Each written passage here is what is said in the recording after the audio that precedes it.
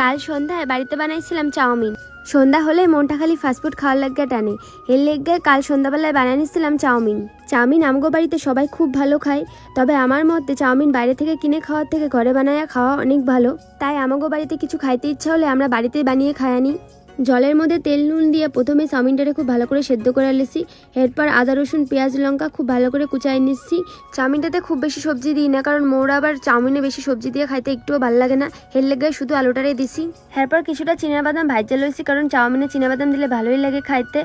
কোচানো আদা রসুন পেঁয়াজ লঙ্কাগুলো দিয়ে খুব ভালো করে ভাজা নিছি। এরপর দিয়ে দিয়েছি কুচিয়ে রাখা আলুগুলা। এগুলো দিয়ে খুব ভালো করে ভাজা নিয়ে তারপর ফাটিয়ে দিয়েছি ডিমগুলো একটু ভাজা ভাজা হয়ে আসলে এর মধ্যে দিয়ে দিয়েছি চাউমিনগুলো। আমি চাউমিনটিতে একটু হলুদ ব্যবহার করিনি, যেহেতু হোয়াইট চাউ করবো হেলেগা।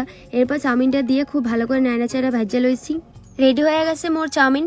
এরপর রাতেরবেলা আর কিছু রান্নাবান্না করি না, যেহেতু এটা রাঁধতে রাঁধতে প্রায় 8টা মতো বেজে গেছিলো হেলেগা। এরপর সবাই মিলে একসাথে বসে চাউমিনটা খেয়ে নিয়েছিলাম।